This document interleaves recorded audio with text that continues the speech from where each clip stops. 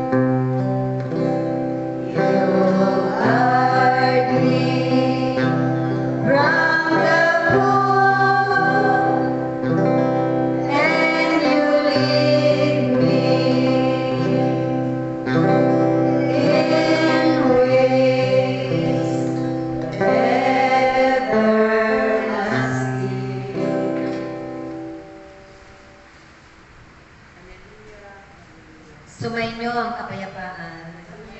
Sumainyo ang aking pag-ibig. Sa araw ng ating pagtitipan, naway lagi kayong mabuklod ng aking salita. Salita ko na makapangyarihan sa lahat. Magbibigay liwanag at kapayapaan. Magpupuno ng inyong mga kakulangan sa araw-araw ninyong mga buhay. Kailanman hindi kayo mauuhaw ng muli. Dahil ang aking salita ay babalong at babalong ng walang humpay sa inyong mga labi. Dahil akong si Yahweh lamang ang inyong kakawagin. isa sa puso't isa sa isip ng bawat isa, iibigin magpakailanman. Na kung si Yahweh ang Diyos noon, hanggang sa ngayon na hindi nagbabago. Diyos na mapangyayari ang lahat sa inyong mga buhay, gaano mang kahirap ang inyong mga nararanasan na aking pinahintulutan. Suliranin man yan o mga pagsubok. Subalit nananatili kayo, nananalig at nagtitiwala, nananampalataya kay Yahweh. Ako ito aking mga anak. Ako nga ang inyong dakilang manggagamot. Ako ang magbibigay pagbabago sa mga tao at kapwa ninyo na inyong ipinapanalangin. Kaya't huwag ninyong alalahanin kapag ipinagkatiwala na ninyo ang lahat ng yan sa akin. Dahil sa aking pangalan, tunay na makakamtan ninyo ang aking nakatuloy. Ibubuhos ko ang biyaya at grasya sa kawang ito, maging sa inyong mga pamilya, upang akong si Yahweh ay patuloy ninyong paglingkuran.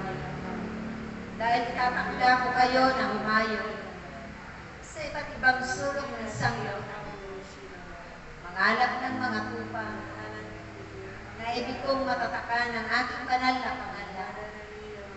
At sa bawat pagpapahayag niyo at pagpapalaganap ng aking salita, sila man ay manunumbalik sa aking piling.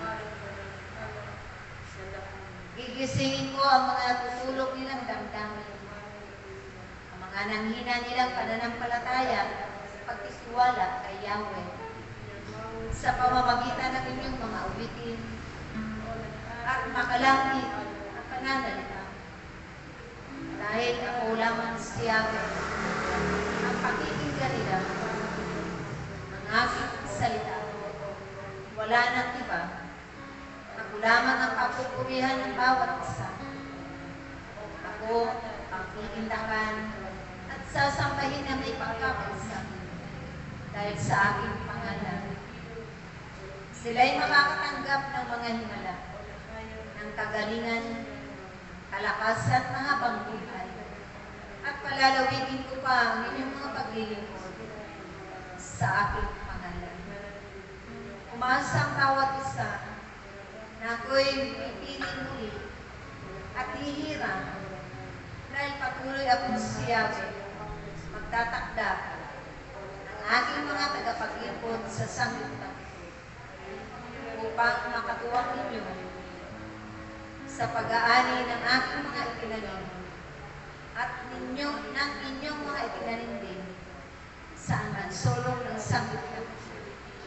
Dahil akong si Yahweh ay walang kapikuan ng bawat narito sa aking pamamahala. Kailanman, lahat ng saganaan ang inyong makakamtan kay Yahweh, na Diyos na makapangyarihan, Diyos noon, magpahanggang sa kawakasan, na kayang-kaya kong ibigay ang lahat-lahat ng inyong mga kailinan. At sa aking pangalan, sila'y magsisunod. Magiging mababa sila. Magiging mga maaamang tupa upang kalingain din ang aking mga gawain magpakailanman. Naway sundin niyo lagi aking mga minamahal na mga anak, na kung si Yahweh ay palagi ninyong ipakilala. Ipagsigawan ninyo na ako'y Diyos na buhay at totoo, dahil sa aking salita ay makatutuhanan at sa pamamagitan ng aking tutunan, kayong lahat ay makakapatid sa aking kaharian. Na kung si Yahweh ang naroon, ang aking mga angeles, ang mga banal at mga santos, ay nagpupuri ng walang humpay. Kaya't sa bawat pangangalap ninyo ng mga tupa, tunay na nagbubunyis sa kalangitan, nagdiriwang na walang humpay, tulad ng inyong mga kasyan at kagalakan, na kayo'y nagpupuri sa aking pangalan dito sa lupa, kasabay ng mga awitin at mga trompeta na tumutugan ng walang humpay. Isa man lamang kaluluwa ang magbalik sa aking piling. Yan ay tunay na pagdiriwang na malaki at lubos-lubos sa kalangitan, maging sa lupa. Maraming salamat aking mga minamahal na mga anak, dahil kayo'y laging nakikipagtipan sa akin. Ito ang aking piging na aking itinatakda sa lugar na ito.